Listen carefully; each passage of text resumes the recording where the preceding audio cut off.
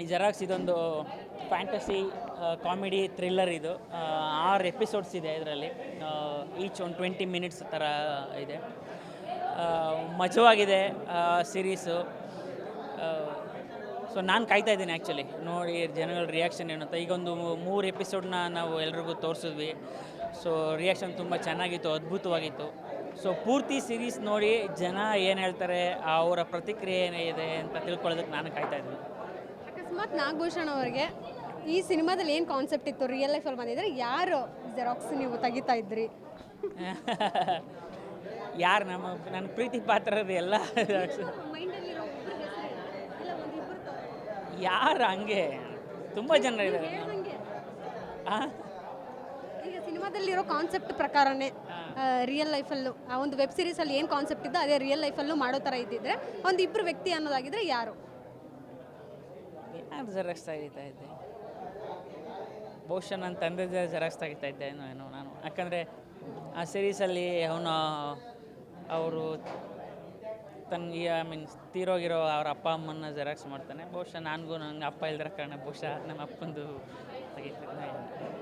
ಈಗ cinema concept ಕೇಳಿದ ತಕ್ಷಣ, ಕತೆ ಕೇಳಿದ ತಕ್ಷಣ ನಿಮಗೇನು ಹೊಳಿತು ತಲೆಗೆ? ಅಂದರೆ ಇದರ ವೆಬ್ ಸೀರೀಸ್ನೇ ಸಿನಿಮಾವಾಗಿ ಮಾಡಬಹುದಿತ್ತೇನೋ ಅನ್ನೋ ಥರ ಬಂದಿತ್ತ? ಹೌದು, ಆ ನಿಟ್ಟಿನಲ್ಲಿ ಪ್ರಯತ್ನ ಆಗಿತ್ತು. ಧನಂಜಯ ಆ್ಯಕ್ಚುಲಿ ಶ್ರೀನಿಧಿ ಅವ್ರಿಗೆ ಕೇಳಿದರು ಇದನ್ನ ಸಿನಿಮಾನೇ ಮಾಡ್ಬಿಡೋಣ ಅಂತ. ಬಟ್ ಆಲ್ರೆಡಿ ZEE5 ಅಪ್ರೂವಲ್ ಆಗಿತ್ತು ಸೀರೀಸ್ ಮಾಡಬೇಕು ಅಂತ. ಸೊ ಇದನ್ನ ಸೀರೀಸೇ ಮಾಡೋಣ ಅಂತ ಆಯಿತು.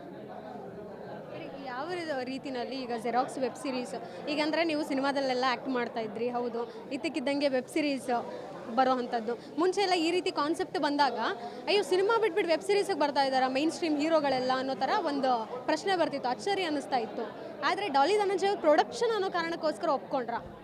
ಇಲ್ಲ. ನಾನು ಸಿನಿಮಾ ಮಾಡೋಕ್ಕೂ ಮುಂಚೆನೇ ವೆಬ್ ಸೀರೀಸ್ ಮಾಡಿದ್ದೆ. ನಾನು ಈ ಮುಂಚೆನೇ 2019ರಲ್ಲೇ ಹನಿಮೂನ್ ಅಂತ ಒಂದು ವೆಬ್ ಸೀರೀಸ್ ಶೂಟ್ ಮಾಡಿದ್ವಿ. ಅದು 2021ರಲ್ಲಿ ರಿಲೀಸ್ ಆಗಿತ್ತು. ಸೊ ನನಗೆ ಈ ಪ್ಲ್ಯಾಟ್ಫಾರ್ಮ್ ಹೊಸದೇನಲ್ಲ. ಆಮೇಲೆ ಈ ಥರ ನನಗೇನು ಬೈ ಫರ್ಗೆಟ್ ಮಾಡಿ ನೋಡೋದೇನಿಲ್ಲ. ಅಂದರೆ ಸಿನಿಮಾ ಬೇರೆ ಸೀರೀಸ್ ಬೇರೆ ಅಂತ. ಬೇಸಿಕ್ಲಿ ನಾವು ನಟರು ಒಳ್ಳೆ ಪಾತ್ರ ಸಿಗಬೇಕು ಅಷ್ಟೇ. ಅದು ಸಿನಿಮಾ ಆದ್ರೇನು ಸೀರೀಸ್ ಆದ್ರೇನು ನಡೆಯುತ್ತೆ. ನಾವು ಬೇರೆ ಎಲ್ಲ ಭಾಷೆಗಳಲ್ಲಿ ಪ್ರಯತ್ನ ಆಗ್ತಾ ಇದೆಯಲ್ಲ. ದೊಡ್ಡ ಹೀರೋಗಳೇ ಬಂದು ಸೀರೀಸ್ ಮಾಡ್ತಾ ಇದ್ದಾರಲ್ಲ. ವಿಜಯ್ ಸೇತುಪತಿ ಬಂದು ಸೀರೀಸ್ ಮಾಡ್ತಾ ಇದ್ದಾರಲ್ವ. ಸೊ ನಮ್ಮ ಭಾಷೆಯಲ್ಲಿ ಯಾಕೆ ಹಾಕಬಾರ್ದು? ಸೊ ನಮ್ಗೆ ಆ ಥರ ಸಿನಿಮಾ ಮಾಡಿದ್ರೆ ಸೀರೀಸ್ ಮಾಡಬಾರ್ದು ಆ ಥರದ್ದೇನಿಲ್ಲ. ಹಾಗೆ ನೋಡಿದ್ರೆ ನನಗೆ ಭಾಳ ಇಷ್ಟ ಆ್ಯಕ್ಚುಲಿ ಈ ಸ್ಪೇಸು.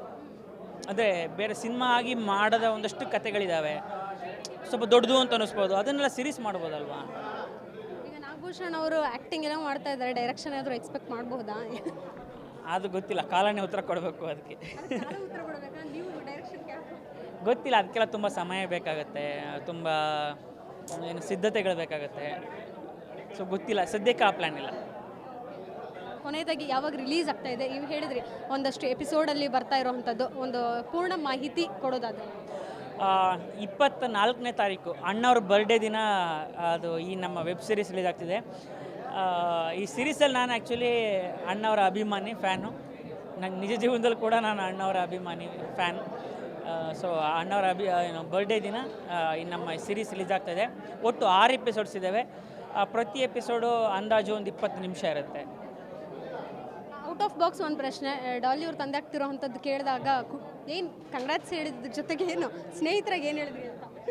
ಏನೇ ಖುಷಿ ಆಯಿತು.